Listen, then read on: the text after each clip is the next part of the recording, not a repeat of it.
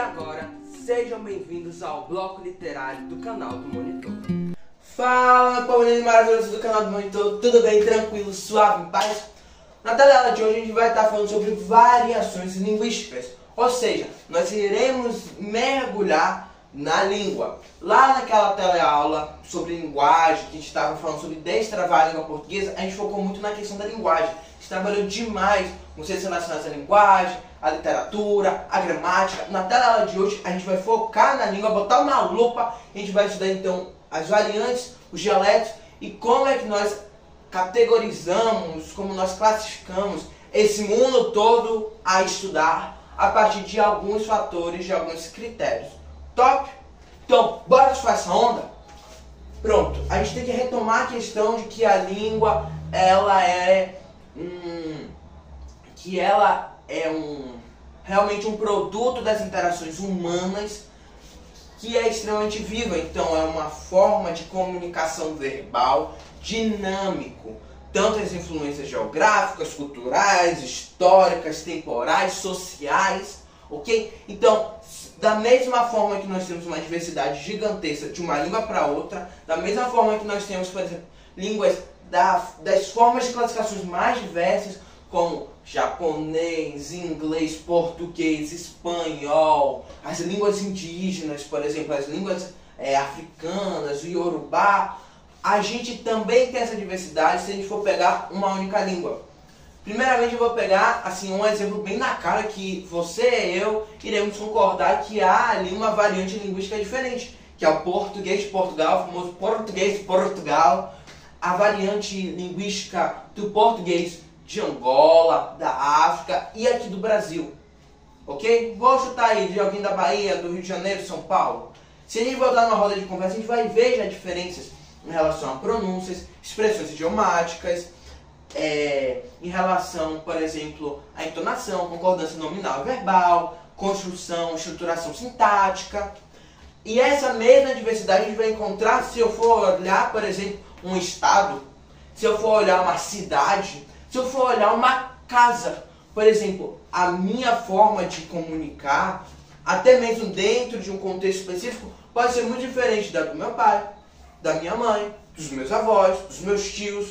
Então, a gente não tem como estudar esse assunto para sua prova, para o seu vestibular, sem compreender isso. A língua é um organismo dinâmico, vivo, e cada uma dessas variantes, desses dialetos, não são sublínguas. Não existe essa hierarquia linguística de dialetos, de variantes. Não tem como eu falar, tal como eu não posso falar que o português é melhor do que o chinês, do que o inglês é melhor do que o francês, tal qual também não posso falar que, por exemplo, a variante linguística de São Paulo é melhor do que a carioca, que a baiana é melhor do que a nordestina. Eu não posso jamais dizer isso, porque cada variante linguística, ela é resultado de intenso processo de constante efervescência cultural, histórica, que depende das influências geográficas, das influências sociais, a imigração,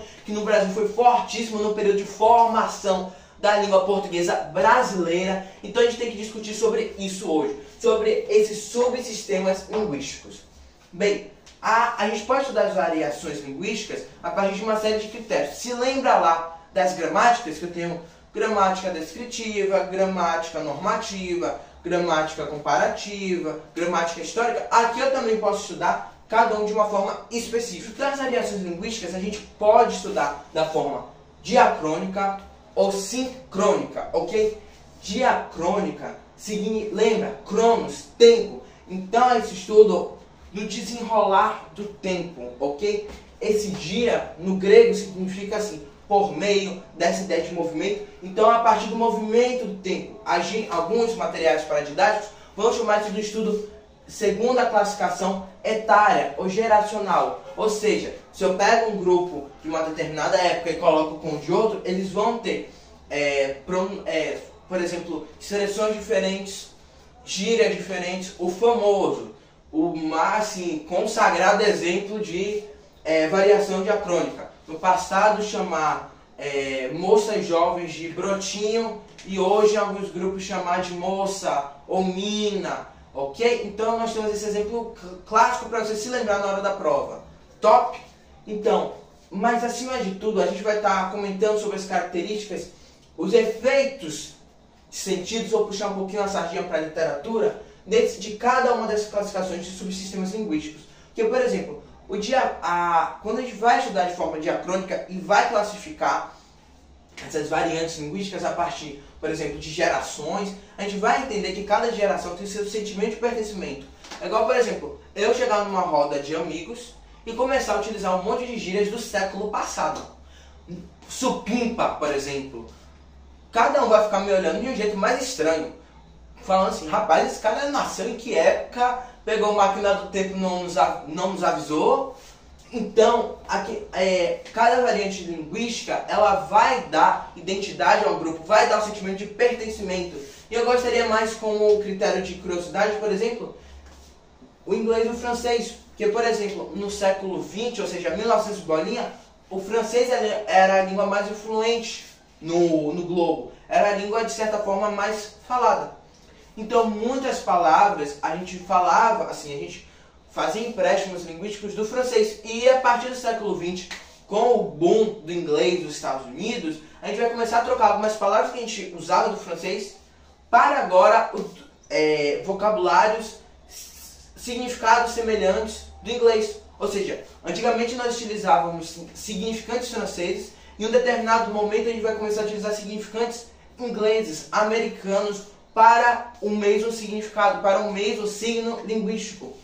Então, por exemplo, se eu pegar alguém do século XIX, que com certeza, quer dizer, possivelmente não vai estar vivo, porque século XIX é 1800, perdão gente, tá falando do século XIX, 1800 e trocado. Com alguém do século XX, por exemplo, de 1900, a gente vai ver uma certa até diferença se eles forem para o mercado, se eles forem para um shopping, porque cada um vai estar falando expressões diferentes, porque eles são de gerações diferentes. Top? Então, agora a gente tem que falar sobre a diatópica, diafásica e diastrática. Uma observação antes que eu me esqueça. A diacrônica, o estudo diacrônico das variantes linguísticas, está assim com o braço, assim, com a mão super unida com a gramática comparativa e com a gramática histórica.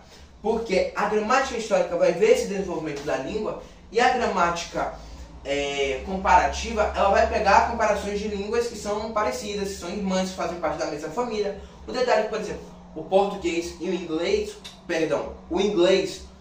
nada disso, o espanhol e o português são línguas latinas, são línguas romanas. Então, se eu voltar para trás com o estudo com a gramática histórica, vai ter uma hora que eu vou chegar lá atrás com o latim.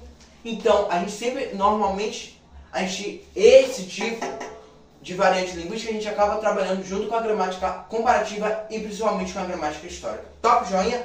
Então, a diastrática, a diafásica e a diatópica a gente estuda a partir do estudo sincrônico.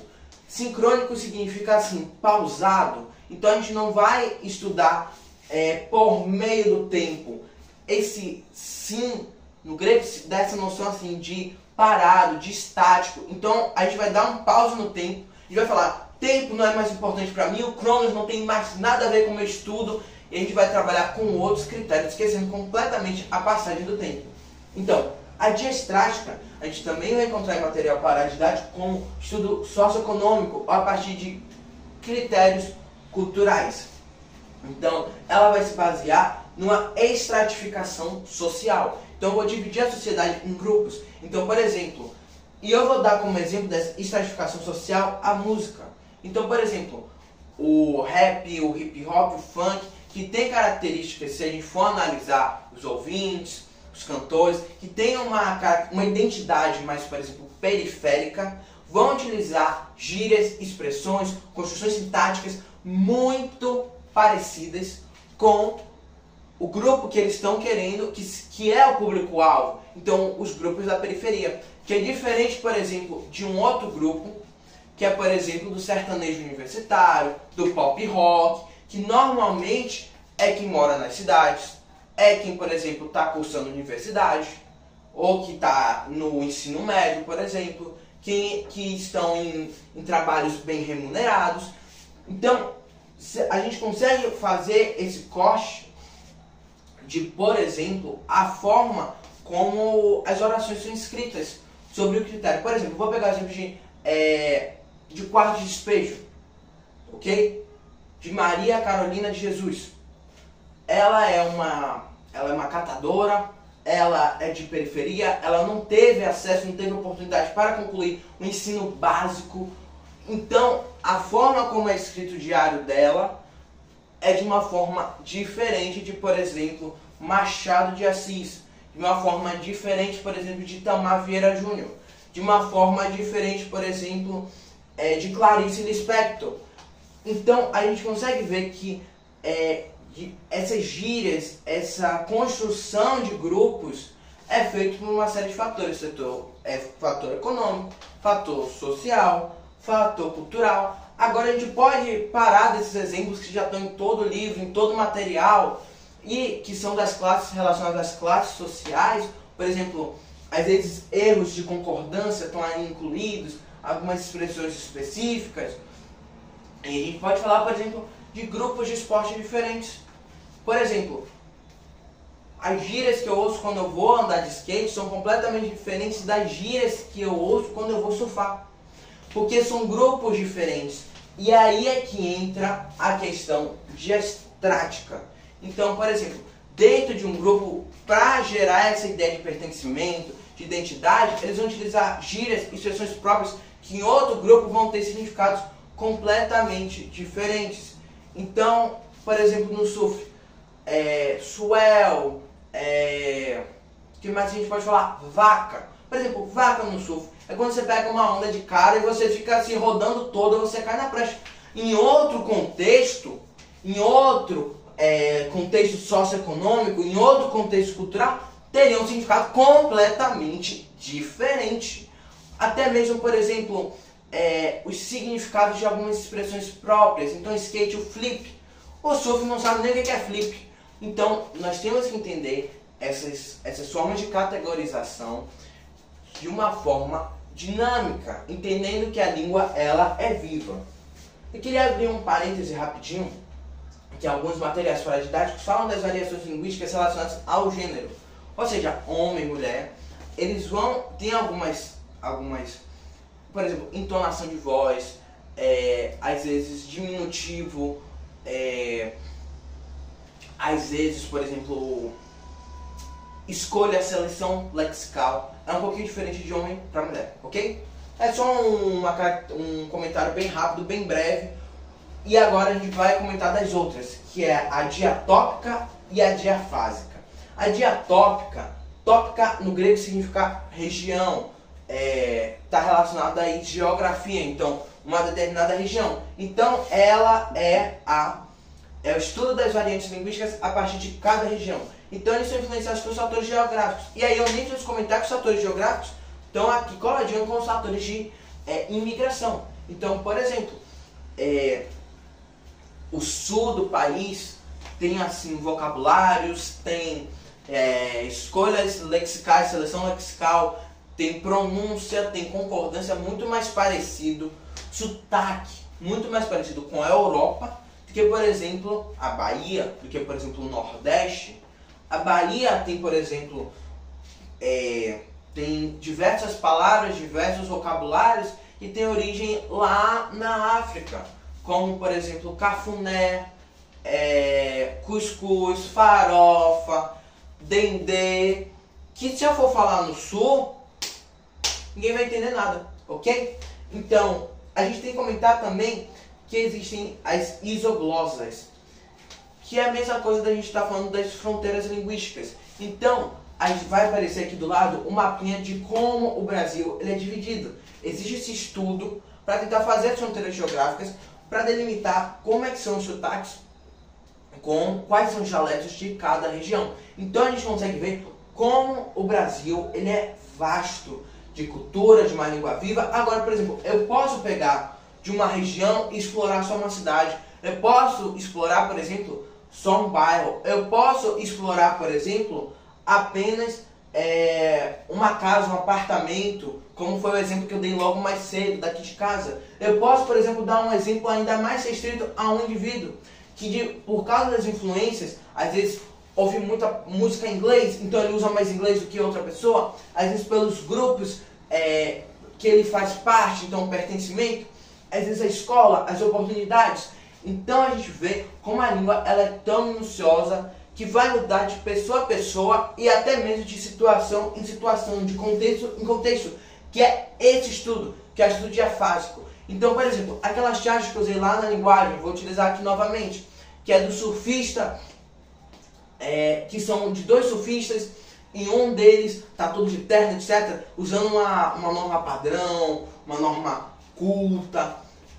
Ele não está de acordo com o contexto, com o que seria presumido dentro daquele cenário. Então, dentro daqui está a questão de você ter a compreensão de saber quando é hora de usar linguagem formal, quando é hora de usar linguagem informal, quando é para você usar gíria, quando não é para você usar gíria. Então, por exemplo, eu posso estar usando gírias com vocês aqui, mas eu utilizo outras gírias, por exemplo, quando eu só estou com meus colegas, com meus amigos. Agora eu uso outras, eu não posso utilizar algumas expressões, por exemplo, se eu estiver conversando com um professor, se eu estiver conversando com o diretor de uma escola, se eu estiver conversando com o reitor de uma universidade, se eu estiver conversando com o meu chefe. Então, mesmo sendo uma mesma pessoa, eu posso ter formas, eu posso me adaptar dependendo de cada situação. E se a gente está falando de situação, se a gente está falando de variantes linguísticas, a gente tem que falar sobre preconceito linguístico, que é algo que às vezes a gente cada vez cresce mais nos direitos humanos, no desenvolvimento da justiça, do direito, de mais leis aqui no Brasil, mas o preconceito linguístico é algo que permanece firme, que permanece assim de forma patente na nossa sociedade brasileira. Que é isso de querer dizer que essa visão purista da língua. Quando eu digo uma visão purista da língua, eu quero dizer que considera que a única variante correta é a norma padrão. Mas o detalhe é que esse preconceito linguístico está relacionado a preconceitos sociais. Porque quando eu estou falando que um dialeto, que um sotaque, ele é pior, ele é inferior ou ele é superior a outro, eu estou falando que um grupo que construi uma identidade com base nessa língua, com base nesse sotaque, é também inferior. Eu estou falando então que toda a história, que toda a cultura, que toda a influência daquele grupo também é inferior em relação a outro.